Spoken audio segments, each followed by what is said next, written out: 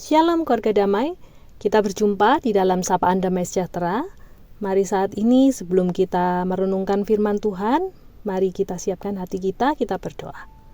Tuhan Allah Bapa kami, terima kasih kami boleh kembali merenungkan firman-Mu Tuhan di masa minggu Advent ini Tuhan, ketika kami mempersiapkan hati kami, diri kami untuk menyambut hadirnya Tuhan.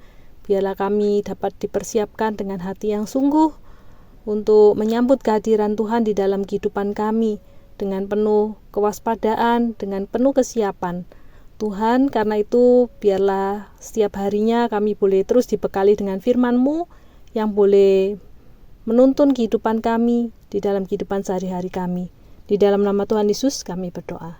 Amin. Keluarga damai terkasih dalam Tuhan, saat ini kita memasuki minggu-minggu Advent, yaitu merupakan minggu-minggu di mana kita menantikan kehadiran Tuhan. Tidak hanya kehadirannya yang pertama, sehingga itu dirayakan sebagai momen Natal, lahirnya Kristus, tetapi juga di mana kita menantikan kedatangan Tuhan yang kedua kalinya untuk menjemput kita semua.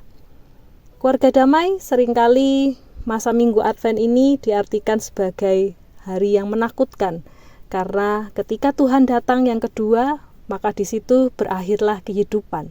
Namun tidak bagi kita sekalian yang menjadi umat-Nya. Justru kedatangan Tuhan itu adalah hal yang kita nanti-nantikan. Namun saat ini marilah kita juga akan merenungkan satu hal. Kapan hari Tuhan itu akan datang? Saya mengajak kita untuk membaca di dalam 2 Petrus 3 ayat yang ke-10. Tetapi hari Tuhan akan tiba seperti pencuri. Pada hari itu langit akan lenyap dengan gemuruh yang dahsyat dan unsur-unsur dunia akan hangus dalam nyala api dan bumi dan segala yang ada di atasnya akan hilang lenyap. Keluarga damai, Rasul Petrus memprediksi bahwa kedatangan Tuhan Yesus yang kedua kalinya adalah seperti seorang pencuri. Kita tentunya tahu seorang pencuri biasanya dia datang dengan diam-diam atau sembunyi-sembunyi. Sehingga malangnya bagi si korban, kehadiran pencuri biasanya diketahui setelah pencurian terjadi.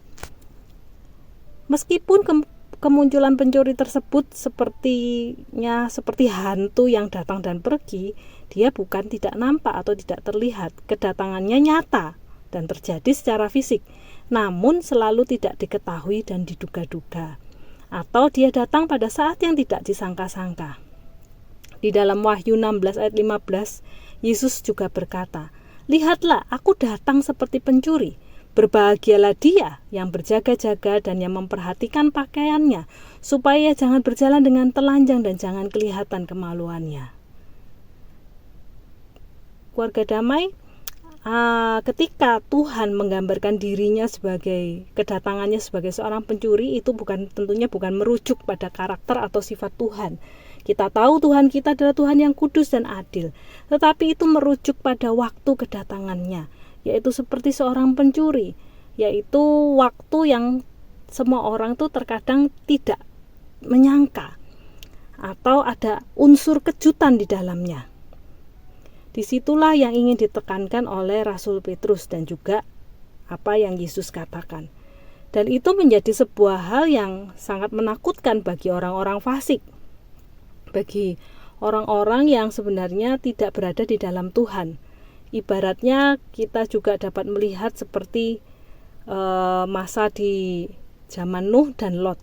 Bagaimana hari kedatangan Tuhan yang juga itu menjadi sebuah hari yang tampaknya hancurnya bumi, itu terjadi di dalam masa zaman Nuh dan juga Lot.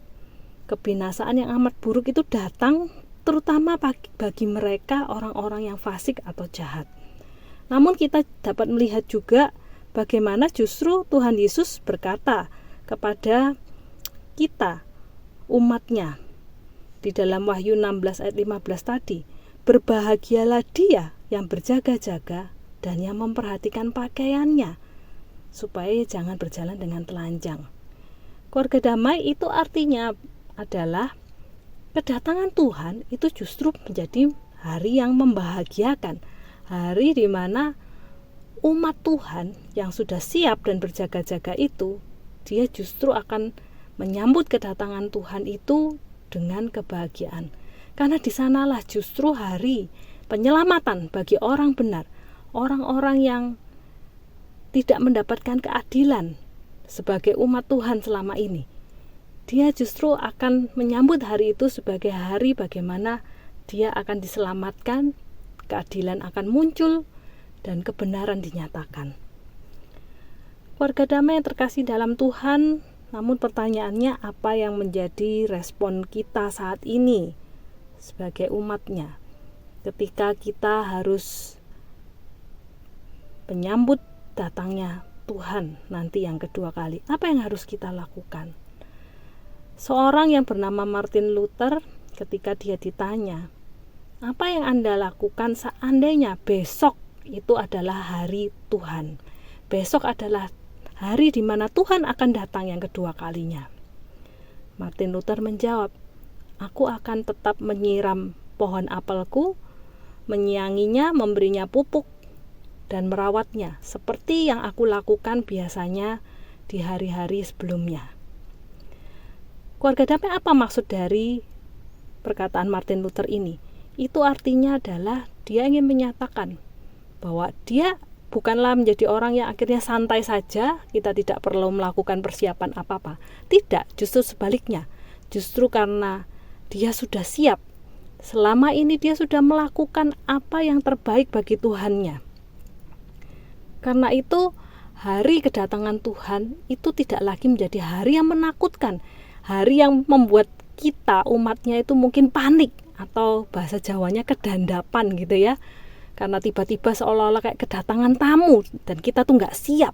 Tidak, tetapi kita akan menyambutnya dengan hati yang tenang, bahkan dengan hati yang berbahagia, karena kita kedatangan seorang tamu yang sudah sangat kita nanti-nantikan kedatangannya. Seorang pribadi yang akan membawa kehidupan yang sejati di dalam kehidupan kita. Keselamatan, kebenaran, dan keadilan itu dinyatakan pada saat kedatangan Tuhan. Karena itu keluarga damai yang terkasih dalam Tuhan saat ini dalam kehidupan kita sehari-hari. Bahkan di momen Minggu Advent ini, marilah kita menjadi orang-orang yang terus siaga dengan apa? Dengan di dalam keseharian kita terus melakukan yang terbaik untuk Tuhan kita. Biarlah itu menjadi sebuah persiapan yang terbaik di dalam kehidupan kita saat kita menyambut hari kedatangan Tuhan. Selamat memasuki Minggu Advent, dan biarlah kita menjadi orang-orang yang dapat mempersiapkan diri dengan baik, melakukan yang terbaik di dalam kehidupan kita sehari-hari untuk kemuliaan namanya. Amin. Mari kita berdoa. Tuhan Allah Bapa kami bersyukur jikalau hari ini melalui firman-Mu kami diingatkan akan hari kedatangan Tuhan, yang itu merupakan hari yang pasti akan terjadi, namun saat ini memang kami belum mengetahuinya, kapan tepatnya hari itu akan terjadi. Biarlah di dalam kehidupan kami, keseharian kami boleh menghayati bahwa hari-hari kehidupan kami ini sungguh merupakan anugerah yang dari Tuhan. Karena itu kami mau melakukan, mengerjakan yang terbaik Tuhan, untuk kemuliaan nama Tuhan. Sehingga ketika hari Tuhan itu datang, kami menjadi umat Tuhan yang siap menyambut Tuhan, dan kami sungguh menjadi orang yang begitu berbahagia akan kedatangan Tuhan. Tuhan, saat ini kami menyerahkan kehidupan kami sehari-hari dalam tangan pertolongan Tuhan dan tuntunan dari Tuhan saja. Dalam nama Tuhan Yesus kami berdoa. Amin.